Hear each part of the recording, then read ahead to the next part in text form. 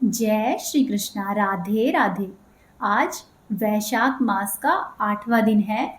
तो आइए आपको सुनाते हैं आज की महात्म्य कथा। लेकिन उससे पहले आप सुनिए वैशाख स्नान की बड़ी ही सुंदर कथा, जो कि वैशाख मास में अवश्य ही कही या फिर सुनी जानी चाहिए।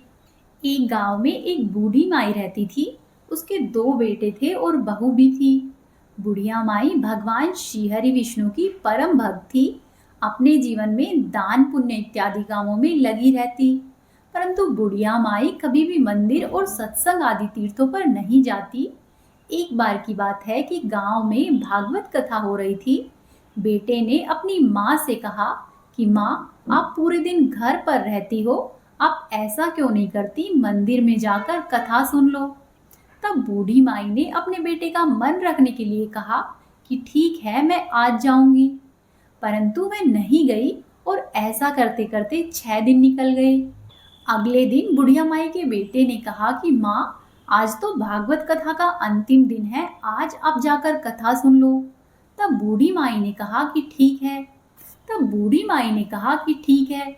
परंतु आज भी बूढ़ी माई ने कथा सुनने जाने के लिए देर कर दी और इस तरह से अंतिम दिन की भागवत कथा भी समाप्त हो गई। फिर भगवान श्री हरि विष्णु सन्यासी का रूप धारण करके बुढ़िया माई के पास आए और बोले कि बुढ़िया माई, तुम कहाँ जा रही हो। बुढ़िया माई ने कहा कि मैं तो भागवत कथा सुनने जा रही हूँ। तब सन्यासी रूपधारी भगवान श्री हरि विष्णु ने कहा कि अब इतनी देर से क्यों जा रही हो, अब तो वहां पर कथा समाप्त हो गई और अब तुम वहां पर जाकर क्या करोगी। तब बूढ़ी माई ने कहा कि अब तो मैं घर से निकल गई हूँ, तो जाकर ही आऊंगी। तब सन्यासी रूपधारी भगवान श्री हरि विष्णु ने कहा कि बूढ़ी माई, अब तो कथा समाप्त हो गई है और भक्त लोग भी अपने अपने घर पर चले गए हैं, और अब तुम वहां पर जाकर क्या करोगी। तब बूढ़ी माई बोली, कुछ भी नहीं, तो मैं वहां से एक ईंट ही उठा लाऊंगी, परंतु मैं तो एक बार जरूर जाऊंगी। तब सन्यासी रूपधारी भगवान श्री हरि विष्णु बोले कि तुम वहां से मिट्टी की ईंट लेकर आओगी, उसके बदले में मैं तुम्हें एक सोने की ईंट दे देता हूँ। बुढ़िया माई ने उनसे सोने की ईंट ले ली और अपने घर की तरफ चल पड़ी और विचार करने लगी कि यदि मैं यह ईंट घर में लेकर जाऊंगी तो मेरे बेटे और बहू झगड़ने लगेंगे। ऐसा सोचकर बूढ़ी अम्मा ने घर के आंगन में ही वह ईंट जमीन में गाड़ दी। परंतु अब बूढ़ी माई का सारा ही ध्यान उस ईंट पर रहता। खाने पीने और घर के काम करने में सदैव ही बूढ़ी माई अपना सारा ध्यान उस सोने की ईंट की तरफ ही लगा कर रखती। बेटे बहू भी उसे देखते और पूछते कि अम्मा, तुम दिन भर आंगन में क्या करती हो।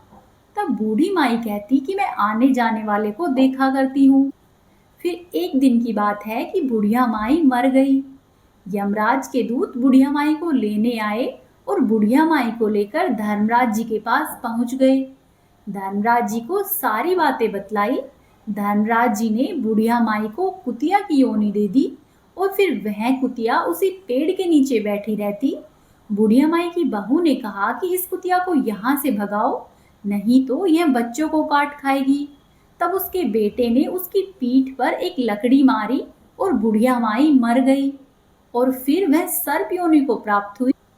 अपने आंगन में सांप को देखकर बेटे बहू ने सोचा कि कहीं यह सांप किसी को काट नहीं जाए। ऐसा सोचकर उन्होंने उस सांप को मार दिया। बुढ़िया माई फिर से धर्मराज जी के पास पहुंची और इस बार बुढ़िया माई कीड़ी का रूप धारण करके उनके आंगन में कीड़ी नगरा बनाकर रहने लगी। अब तो आंगन में कीड़ी नगरा हो गया। घर वाले बहुत परेशान हुए, घर वाले भोजन भी नहीं बना रहे थे और मन ही मन भगवान का स्मरण करने लगे। तब भगवान श्री हरि विष्णु सन्यासी का रूप धारण करके आए और बोले कि मुझे कुछ खाने को दे दो। तब घर वालों ने कहा कि महाराज जी, आज तो हमारे घर में खाने को कुछ भी नहीं बनाया है, क्योंकि हमारे घर में कीड़ी नगरा हो गया है। आप ही हमें इसका कुछ उपाय बताइए।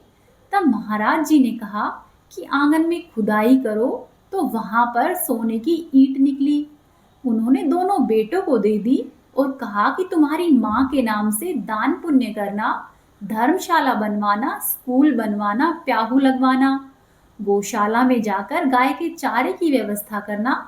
परंतु वे दोनों आपस में झगड़ने लगे कि तू दान कर, तू दान कर।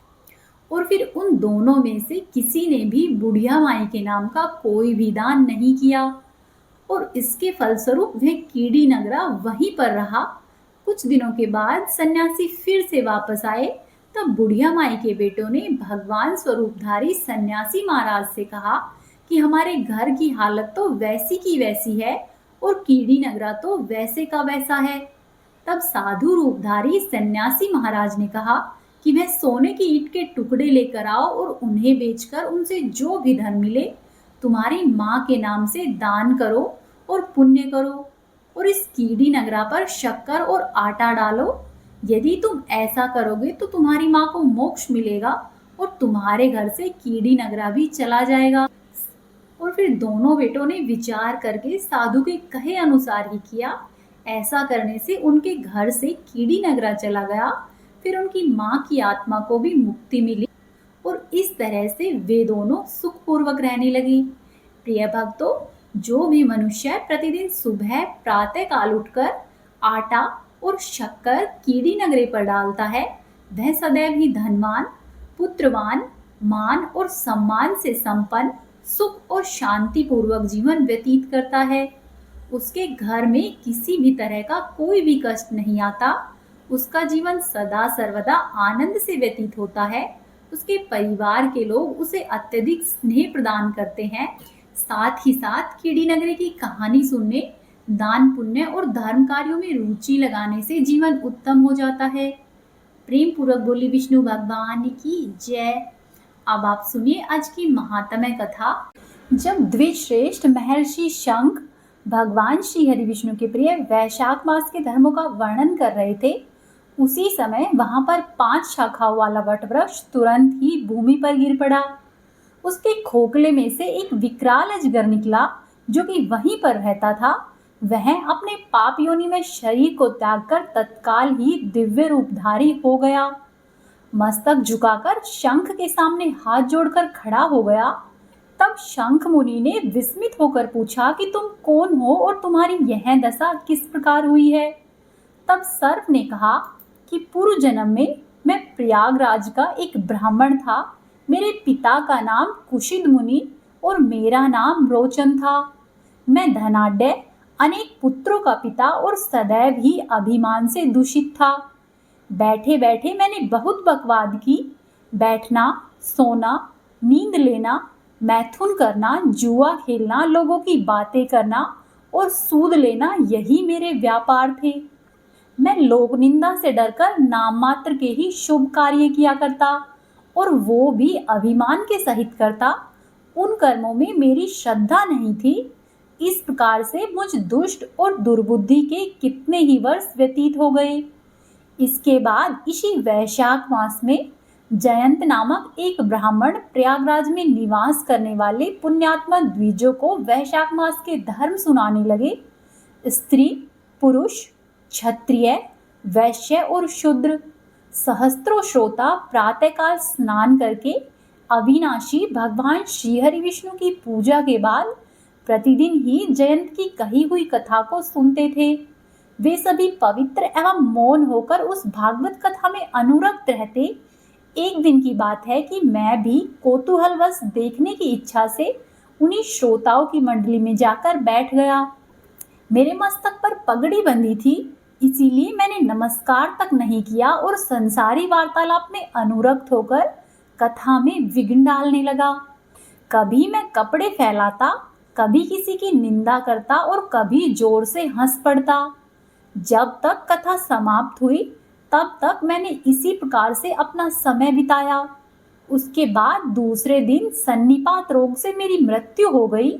मैं तपाए हुए शीशे के जल से भरे हुए हलाहल नामक नरक में डाल दिया गया और 14 मनवंतरों तक मैं वहां पर यातना भोगता रहा।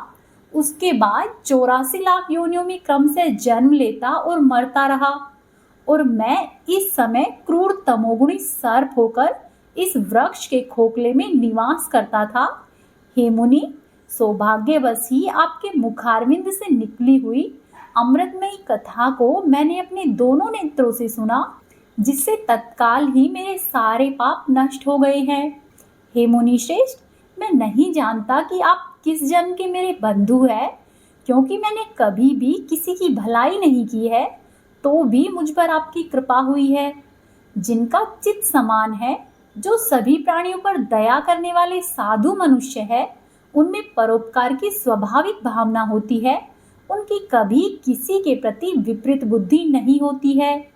आज आप मुझ पर कृपा कीजिए, जिससे कि मेरी बुद्धि धर्म के कार्यों में लग जाए। देवाजी देव भगवान विष्णु की मुझे कभी भी विस्मृति नहीं हो और साधु चरित्र वाले महापुरुषों का सदा ही साथ प्राप्त हो।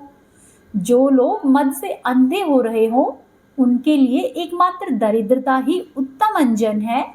इस प्रकार अनेक भांति से स्तुति करते हुए रोचन ने बार बार शंख मुनि को प्रणाम किया और हाथ जोड़कर चुपचाप उनके आगे खड़ा हो गया। तब मुनिवर शंख बोले कि हे ब्राह्मण, तुमने वैशाख मास और भगवान श्री हरि विष्णु का महात्म्य सुना है। इससे उसी क्षण तुम्हारा सारा ही बंधन नष्ट हो गया है। हे द्विश्रेष्ठ, परिहास, भय, क्रोध, द्वेष, कामना अथवा स्नेह से एक बार भी भगवान श्री हरि विष्णु के पापहारी नाम का उच्चारण करके बड़े से बड़े पापी भी रोग शोक से रहित होकर वैकुंठ धाम में चले जाते हैं। फिर जो श्रद्धा से युक्त होकर क्रोध और अपनी इंद्रियों को जीतकर सबके प्रति दया भाव रखते हुए भगवान की कथा सुनते हैं, वे उनके लोक में जाते हैं। इस विषय के तो क्या ही कहने हैं। कितने ही मनुष्य केवल भक्ति के बल से एकमात्र भगवान की कथा और वार्ता में तत्पर होकर अन्य सभी धर्मों का त्याग कर देने पर भगवान विष्णु के परम पद को प्राप्त हो जाते हैं।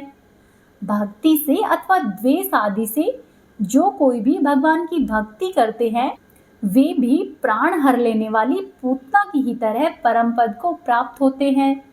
सदा ही महात्मा पुरुषों का साथ और उन्हीं के विषय में वार्तालाप करना चाहिए। रचना स्थिर होने पर भी जिनके प्रत्येक श्लोक में भगवान के नाम है, वही वाणी जन समुदाय की पाप राशि का नाश करने वाली होती है, क्योंकि साधु पुरुष उसी को सुनते, गाते और कहते हैं।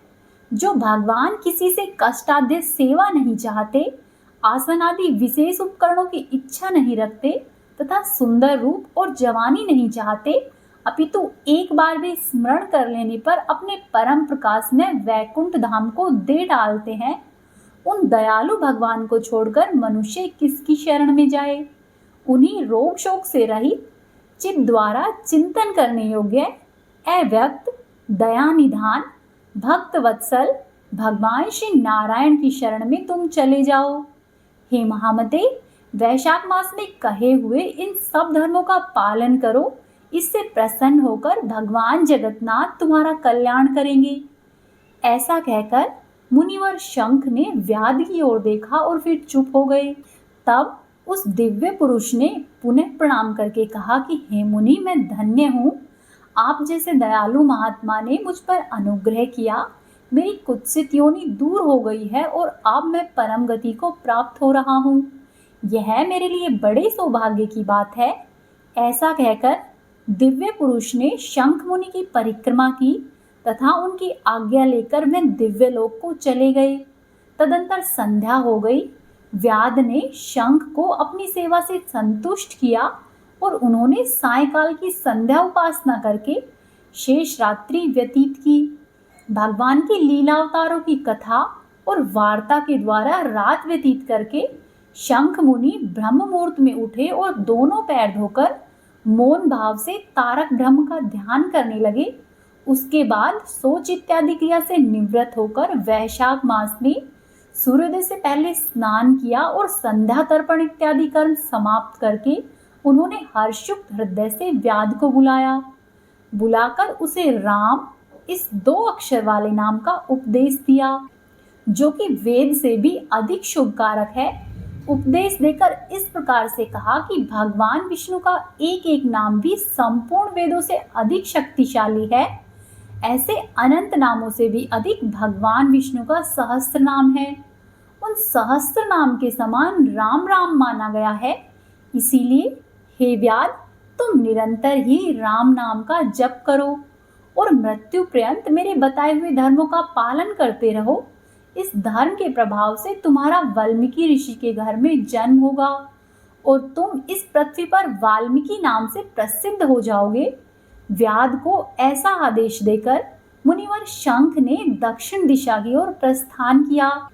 व्याध ने भी शंख मुनि की परिक्रमा की और बारंबार उनके चरणों में प्रणाम किया और जब तक वे दिखाई दिए तब तक उन्हीं की ओर देखता रहा। फिर उसने अति योग्य वैशाख मास के धर्मों का पालन किया। जंगली कैथ, कटहल, जामुन और आम आदि के फलों से राह में चलने वाले थके हारे पथिकों को वह भोजन कराता। जूता, चंदन, छाता, पंखा आदि के द्वारा तथा बालू के बिछावन और छाया आदि की व्यवस्था से पथिकों के परिश्रम और पसीने का निवारण करता। प्रातःकाल स्नान करके दिन रात राम नाम का जाप करता। इस प्रकार से धर्मानुष्ठान करके वह दूसरे जन्म में वाल्मीकि का पुत्र हुआ। उस जन्म में वह महायशस्वी वाल्मीकि के नाम से विख्यात हुआ। उन्हीं वाल्मीकि जी ने अपने मनोहर प्रबंध रचना के द्वारा संसार में दिव्य राम कथा को प्रकाशित किया, जो कि समस्त प्रकार के कर्म बंधनों का उच्छेद करने वाली है। हे मिथिलापते, देखो वैशाख मास का महात्म्य कैसा ऐश्वर्य प्रदान करता है, जिससे एक व्याध भी परम दुर्लभ ऋषि भाव को प्राप्त हो गया। यह रोमांचकारी उपाख्यान सब प्रकार के पापों का नाश करने वाला है। जो भी श्रद्धा पूर्वक इसे सुनता है और सुनाता है, वह फिर से माता के स्तनों का दूध पीने वाला नहीं होता है। वह भगवान के परम धाम को प्राप्त होता है। इतना सुनकर मिथिलापति ने पूछा कि हे ब्राह्मण, इस वैशाख मास में कौन कौन सी तिथियां पुण्यदायिनी? वैशाख मास में कौन कौन सी तिथियां अत्यधिक पुण्यदायिनी होती है, यह आप जानेंगे कल के अध्याय में। उम्मीद है आपको आज की कथाएं पसंद आई होगी। यदि आपको अच्छी लगी है तो प्लीज़ वीडियो को लाइक कीजिए, चैनल को सब्सक्राइब कीजिए और कमेंट बॉक्स में प्रभु के जयकारे जरूर लगाइए। आपका दिन शुभ और मंगलमय हो। हरे कृष्णा।